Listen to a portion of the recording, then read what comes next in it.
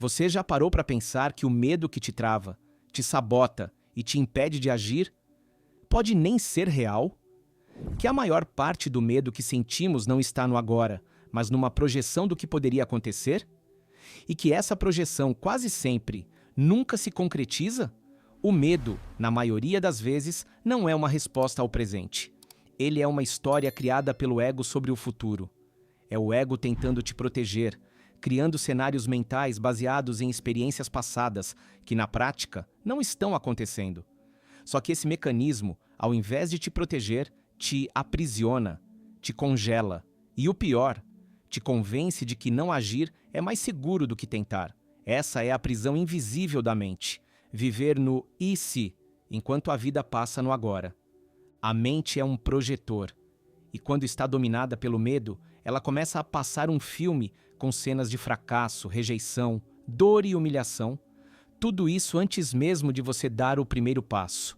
E o curioso é que, quanto mais sensível, consciente e inteligente você é, mais detalhado esse filme se torna.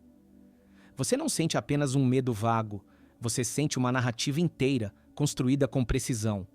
E esse roteiro mental não vem de fora. Ele vem do seu próprio sistema nervoso, condicionado por experiências passadas. Isso significa que, mesmo quando o perigo não é real, o corpo responde como se fosse. O coração acelera, o estômago fecha, os músculos tensionam. É como se algo estivesse acontecendo, mas nada está. Isso é o medo ilusório, uma simulação criada pela mente que confunde previsão com realidade. E o ego? O ego adora controlar. Ele não quer que você fale, mas para isso ele prefere que você nem tente.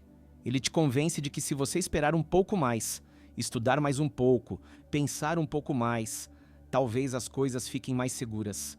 Mas esse mais um pouco vira um ciclo de espera que nunca termina. A procrastinação não é preguiça. Muitas vezes é medo disfarçado. E o medo, nesse caso, é um mecanismo de controle. Se o ego não consegue garantir um resultado perfeito, ele prefere a inércia. Só que a inércia dói. A alma começa a adoecer quando não se move. E é por isso que tanta gente vive num estado silencioso de frustração, porque sabe que está destinada a algo maior, mas está presa no medo do que pode dar errado. Agora pensa comigo. O futuro não existe. Ele é uma construção mental, um cálculo, uma possibilidade. Só que por algum motivo, a gente trata o futuro como se ele fosse concreto, fixo, definitivo. A verdade é que o futuro não tem poder. Quem tem poder é a sua presença. Quando você está 100% presente, e digo presente de verdade, com os sentidos abertos, a respiração consciente e a atenção no agora, o medo desaparece. Porque o medo não sobrevive no presente. Ele só se alimenta do tempo psicológico. Ele precisa de um depois, de um e se, de um amanhã. E se você corta esse alimento, ele enfraquece. Retornar à presença é como puxar o fio da tomada de um monstro imaginário. Ele ainda parece assustador, mas você percebe que era feito de vapor. E como fazer isso na prática? Primeiro, respirando. Parece simples, mas a respiração é a âncora mais poderosa que existe. Quando você respira consciente, você avisa ao seu corpo que está seguro, e um corpo que se sente seguro não ativa o medo. Segundo, observando. Quando o pensamento começar a criar cenários catastróficos, não tente calar a mente. Observe. Veja o que ela está fazendo. Nomeie. Diga internamente: olha só, minha mente está criando medo sobre isso. Essa simples nomeação já cria um espaço entre você e o pensamento. E nesse espaço nasce a liberdade. Terceiro, ancorando-se no que é real. O que está acontecendo agora? Onde você está?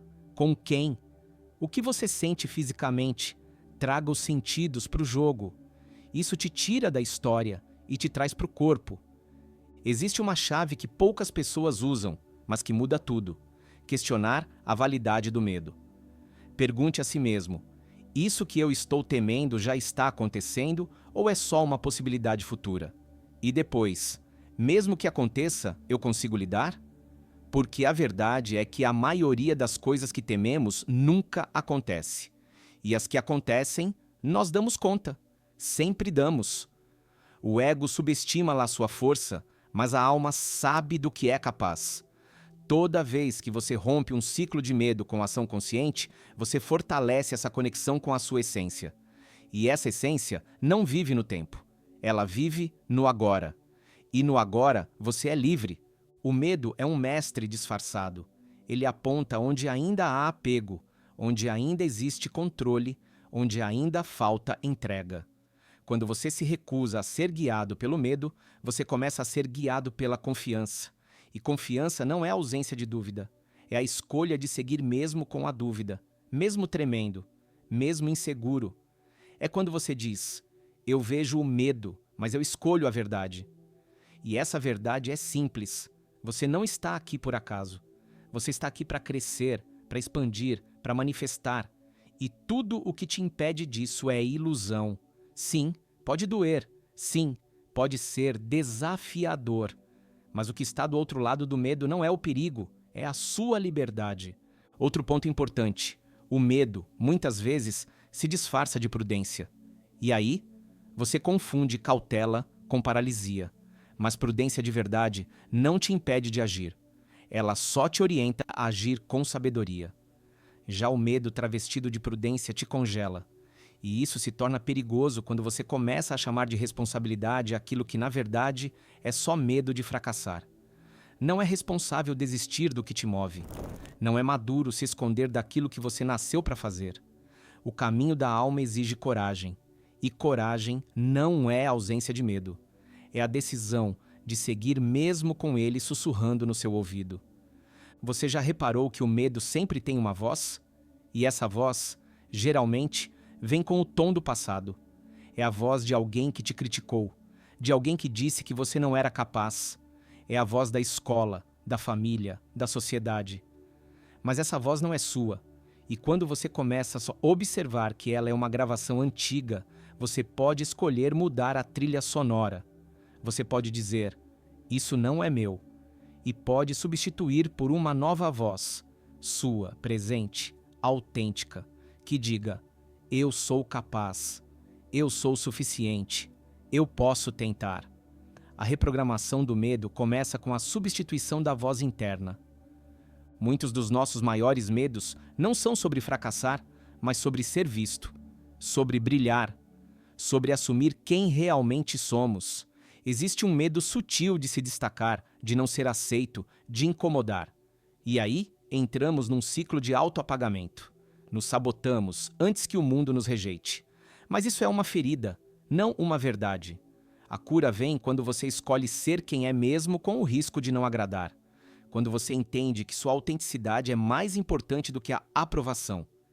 E que a paz de estar alinhado com sua essência vale mais do que qualquer aplauso externo. O medo também está diretamente ligado ao apego ao resultado.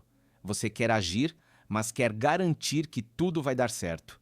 Só que esse controle do desfecho é justamente o que bloqueia o fluxo. Porque agir com presença é se entregar ao processo, sem exigir uma recompensa imediata. É confiar que, mesmo que o resultado não seja o que o ego espera, ele será o que a alma precisa. Essa confiança é treinada. Ela nasce de pequenas entregas, de pequenos passos, de momentos em que você escolhe se mover, não porque é garantido, mas porque é verdadeiro. E quando você age com verdade, o universo responde com sincronicidade. Agora, é importante entender que o medo não vai desaparecer completamente. Ele vai aparecer sempre que você estiver prestes a crescer. Ele é um sinal de expansão, não de perigo. Quando você começa a sentir medo diante de algo novo, sorria, diga a si mesmo, isso significa que estou me movendo. Use o medo como bússola. Se você está confortável demais há muito tempo, talvez esteja estagnado. O medo, nesse caso, não é o inimigo. É o sinal de que você está saindo da zona de conforto. E fora dessa zona é onde a mágica acontece.